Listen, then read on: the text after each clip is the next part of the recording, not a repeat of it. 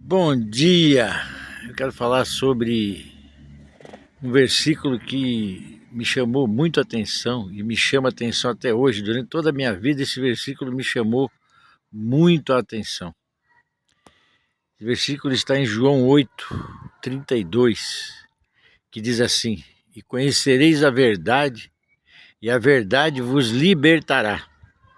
Se nós levarmos esse verdade, a gente ir lá para o grego, nós podemos mudar para e conhecereis a realidade e a realidade vos libertará. Ou seja, não basta conhecer a verdade, né? Você tem que conhecer a verdade e tem que ser praticante da verdade. Se você praticar a verdade, aí verdadeiramente você vai ser livre, você vai ser liberto, né? E João lá no 36, 8:36, diz assim, que se o Filho do Homem vos libertar, verdadeiramente sereis livres. Verdadeiramente sereis livres. Se o Filho do Homem vos libertar, né? Se Jesus se libertar, verdadeiramente você vai ser livre. Então não tem outro caminho, né? Jesus ele mesmo disse lá em João 14:6, eu sou o caminho, a verdade e a vida. Ninguém vai ao Pai se não for por mim. Mas eu quero me prender na palavra liberdade, né?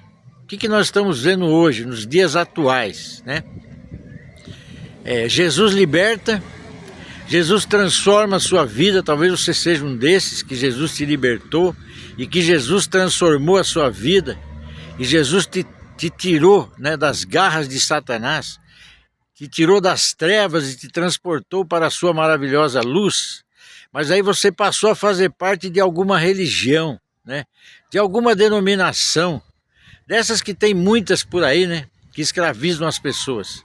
Hoje está se falando muito na mídia do evangelho dos fariseus, né?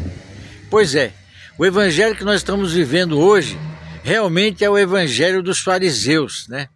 É um evangelho que Jesus te liberta, mas esse tipo de evangelho que estão pregando, ele te escraviza, né? Ele te escraviza. Ele diz que você tem que ser um fiel dizimista, né? Que você tem que ser um fiel ofertante, ou seja, né? E aí o pessoal dos templos, né? O pessoal dos templos está todo mundo aí se voltando contra uma certa cantora que tem aí, que na verdade de cantora não tem nada, ela é uma profeta, é uma menina que Deus levantou aí, né? Para falar a verdade, e ela fez uma música muito forte falando sobre o evangelho dos fariseus, né?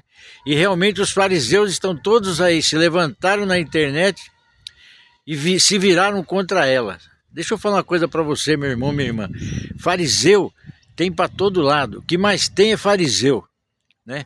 Tá aí, ó. Você pode, como ela mesma diz na música, ela diz que cada um escolhe o seu, né? O evangelho dos fariseus, cada um escolhe o seu, né? Então cada um escolhe a denominação que quer ir, né? E vai na denominação que quer ir, né?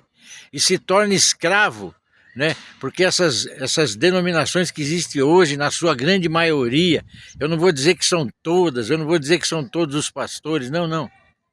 Não vou dizer que são todos, porque não são. Ainda existe, tem profetas de verdade, tem homens e mulheres de verdade, tem pastores de verdade, tem mestres de verdade, tem muita gente por aí pregando a verdade, né? Tem muitos apologistas por aí, né? Assim como foi o apóstolo Paulo, tem muitos por aí. Mas eu quero dizer uma coisa para você, meu irmão, nessa manhã.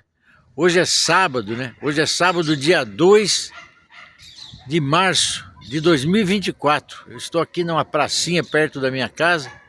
Estou aqui livre, eu sou livre, sabe? Verdadeiramente eu sou livre. Sabe por que eu sou livre? Porque Jesus me libertou.